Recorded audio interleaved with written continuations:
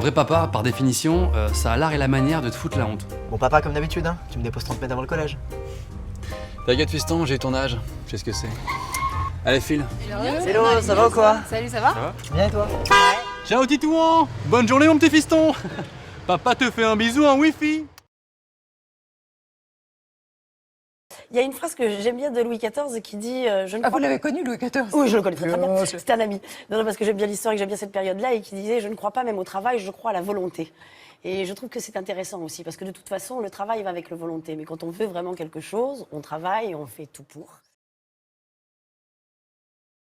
On va essayer de comprendre, c'est cette valse des étiquettes avant tout, puisque on a fait des comparatifs et ce qui est hallucinant, c'est qu'on va se poser la question de savoir si le prix sur l'étiquette correspond vraiment à la valeur du produit, parce qu'on a pris 2 caddies qu'on a remplis de produits identiques, l'un dans un hypermarché classique, l'autre chez un déstockeur. La différence est de 50%.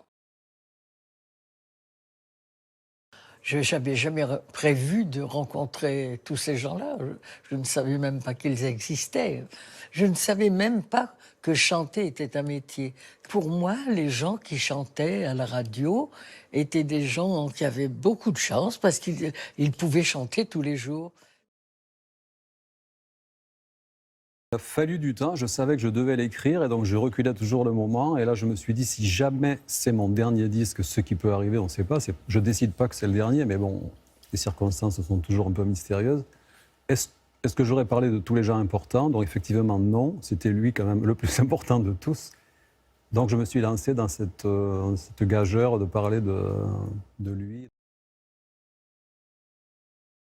Tout en bidonnerie, parce qu'évidemment, je n'avais jamais travaillé en radio. Avec Howard mais bien sûr que non. Mais qui va aller le prouver? En plus, je cite quand même Howard Stern. Je ne sais pas si vous vous rappelez de qui était Howard Stern. C'est quand même énorme. C'est-à-dire, personne n'a réagi. En fait, quand je me dis ça, les a épatés. mais non, mais ils ont dû se dire, c'était. De toute façon, on m'a toujours dit, plus c'est gros, plus ça passe. Alors, pour répéter, Coluche a dit, moi, il faut que je mange un peu, ça ne faut pas répéter. Il en a bouffé 3, mais 3 comme ça, hein, c'est du costaud, il en a bouffé 3. Et moi, je goûtais, et moi, c'était un petit morceau de pain, parce que je n'ai pas le droit de toucher dessus. Trempé un petit peu, coloré dans la sauce. Alors, je faisais... Parce que je passe mes journées à faire de la pâtisserie. J'en fais depuis que je suis petite avec ma mère, j'en ai fait avec ma grand-mère, et en fait, c'est un peu mon échappatoire. J'en faisais beaucoup avant, à une période. J'en faisais tous les jours, je faisais des gâteaux tous les jours. Bon, il se trouve que je suis tombée sur un mari qui n'aime pas forcément les gâteaux, donc j'en fais un peu moins. J'en avais marre d'acheter des gâteaux à la poubelle. J'en fais pour moi, ça me détend, ça me fait du bien. Ouais, il y a toujours des charlots et des gens pas cool quoi, dans ces situations-là, mais globalement quand même... alors, on s'est pas mal moqué en disant on applaudit aux fenêtres, mais on leur donne pas de moyens et tout. Mais c'est énorme déjà, un pays qui applaudit pour des gens qui donnent de leur temps et tout. Je trouve ça. Je me dis que finalement, c'est pas mal. Au fond, le métier tel qu'il m'avait séduit, c'était plus le reportage, c'est-à-dire, au fond, donner à comprendre ce qui se passe dans le monde. Or, moi, j'ai pas fait beaucoup de reportages, même très peu. J'ai essayé d'expliquer à ma façon, la façon dont l'impression que j'avais du monde. Alors moi j'ai commencé à manger des sandwichs à cet âge, je devais avoir 20 ans, 22 ans. Voilà, parce qu'avant j'étais très bien nourri normalement par ma maman.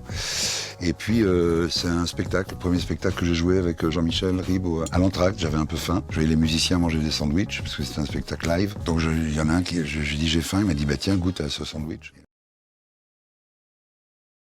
Et du coup, voilà, c'est vrai que j'avais envie de parler de ce sujet, de la quête identitaire. Bon, en même temps, dans le film, il y a d'autres choses qui est mis en avant. Il y a une histoire d'amour, il y a de la vie, il y a de l'espoir, il y a du suspense, beaucoup de rebondissements. Enfin voilà, il n'y a pas que non plus la violence qui est faite.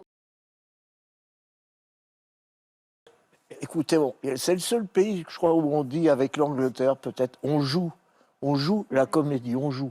En réalité, moi, mon âge, c'est sans importance. J'en suis resté à 8 ans et demi, moi. J'ai 8 ans et je vous jure, c'est vrai. Je me dis souvent, plus tard, quand je serai grand. Et donc, il y avait un concours qui était poser une question sur une carte postale et il sera dans le grand studio, vous serez dans le public et vous pourrez poser votre question à Elton John. Donc, j'ai envoyé 57 cartes postales, 57 questions et Jean-Bernard Hébé a appelé ma maman en disant, voilà, on a le même nom. Est-ce qu'elle pourrait venir? Parce que on a 57 bonnes questions. On a une interview. Je félicite Callot parce que je retrouve tout de suite ces belles mélodies et je sais que je vais pouvoir m'éclater à chanter sur ce genre de chansons. Mais en plus, je lui dis, et le petit jeune qui a écrit avec autant de naïveté, de positivité et puis d'espoir, il me regarde et dit, bah, tu sais, le petit jeune, c'est Serge Lama. Lui se régalait d'être seul. Il disait que le meilleur moment de sa vie, c'était quand on l'avait arrêté, on l'a mis en prison, je crois, pendant un mois. Et il s'était régalé en prison. Il passait des heures à contempler un quignon de pain éclairé par un rayon de soleil. Vous voyez, la contemplation. Mais c'est vrai que quand on est seul, là, à cause du confinement, tout le monde s'est retrouvé seul. Et on commence à penser à des trucs. Nous, on a une émission qui traite un peu tout et un peu n'importe quoi. Donc, on a qui porte aussi à la comédie. Donc, je voulais que ce soit une émission un peu d'amusement aussi, quoi. Je ne voulais pas que ce soit qu'un bilan comptable du sport, comme parfois on a l'habitude de le voir, toi. Et donc là, j'avais vraiment envie qu'on s'amuse. Je ne sais pas si ce serait de la fierté, mais en tout cas... je pense qu'elle me dirait que je fais du bon boulot. Dans le sens travailler à accepter qui je suis et du coup être de plus en plus libre. Je trouve qu'il y a un problème dans notre pays, c'est qu'on n'aime pas la réussite et le succès.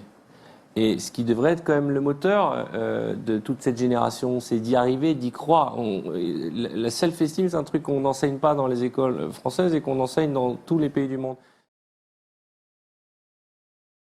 Mon premier objet, vous allez voir, c'est quelque chose de très original. C'est mon téléphone. C'est vraiment pas original, mais je m'en sers tout le temps. C'est d'ailleurs un problème, parce qu'on est sur une forme d'addiction et on essaye de gérer ça. Donc par exemple, j'essaye de me fixer des horaires où le soir, je laisse mon téléphone sur le côté. Il faut bien l'expliquer, ces caméras étaient en fait des caméras de 16 mm, donc peu commodes, hein, tout à fait entre nous. D'autre part, les micros étaient des très gros micros, et donc pour les cacher, on équipait nos comédiens de cravates tricotées. Parce que dans une cravate tricotée, c'était assez grossier comme système, et donc on pouvait cacher le micro à l'intérieur qui était assez gros. Non, c'est ce qui permet au contraire de survivre à tout. Dès qu'il n'y a plus d'art, dès qu'il n'y a plus de culture, on n'est que devant un miroir terni et plus d'électricité, plus rien. C'est pour ça que la première des choses dont un pays doit s'occuper, c'est de la culture.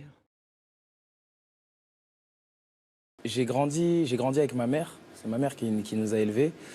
Et j'ai vu cette force-là que j'aurais peut-être pas forcément vu si j'avais grandi avec mes deux parents. J'ai vu cette force que ma mère a eue quand elle nous a élevés. On n'a pas été... je sors pas d'une famille aisée. Chaque année, j'essaie de trouver un thème différent, de me renouveler, de me faire rêver moi-même déjà pour pouvoir espérer en faire rêver quelques-uns. Jusqu'à présent, j'avais des thèmes un petit peu rétro, avec des décors comme des châteaux. Parce que ma femme, elle en fait beaucoup du yoga. Donc, de temps en temps, elle me dit, viens faire une petite séance, ça va te faire du bien. Alors le chien tête en bas, le chien, putain, c'est pas comme ça là. Attends, si c'est comme ça, non? Il me semble, non? C'est un truc comme ça, enfin je sais pas. En tout cas, vous avez vu, j'arrive à mettre mes mains au sol sans plier les jambes. Preuve d'une grande souplesse. Je pense que des images exclusives et puis après, c'est un classique, mais c'est vrai qu'en ce moment, en période de crise, on a envie de se marrer, on a envie de regarder des images rigolotes et puis surtout le soir de Noël, quoi. Étant donné qu'on est tous en famille, bon, bah voilà, nous on est une bonne chute dans l'escalier.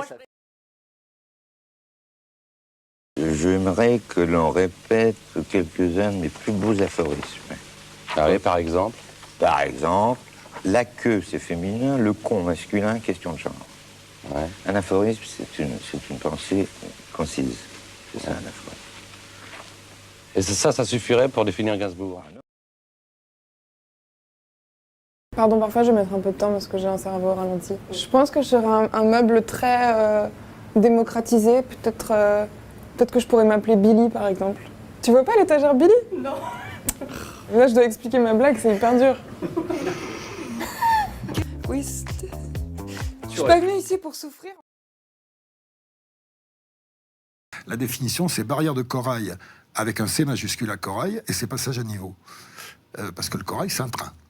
Exact. Voilà. Et donc, c'est trouver la drôle, définition. ouais. Par exemple, pour flamenco, je pourrais dire une danse, etc. Et ma définition, c'est Corée du Sud. Mais Corée, C-H-O-R-E. En fait, ça va beaucoup mieux depuis le mariage à point. En fait, quand on s'est mis en ménage avec mon mari, je lui ai dit, voilà chérie, à partir d'aujourd'hui, t'as 12 points. Ok? Alors, je te préviens, refus d'obtempérer quand je crie à table, 1 point en moins.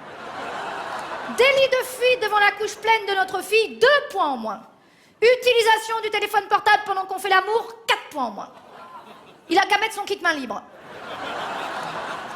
Utilisation exagérément prolongée des toilettes, 6 points. Je comprends pas que vous passiez autant de temps dans les chiottes, les gars. À la maison, j'ai installé un parc-mètre devant les toilettes. C'est une zone de stationnement limitée avec heure d'entrée et heure de sortie obligatoire. Mais qu'est-ce qu'il y a d'intéressant dans les toilettes, les gars? Moi, au début, je croyais qu'il avait creusé un tunnel qui va directement au bistrot du coin. Mais non, la réalité est moins romanesque. Vous restez des heures dans les cabinets parce que vous y êtes bien.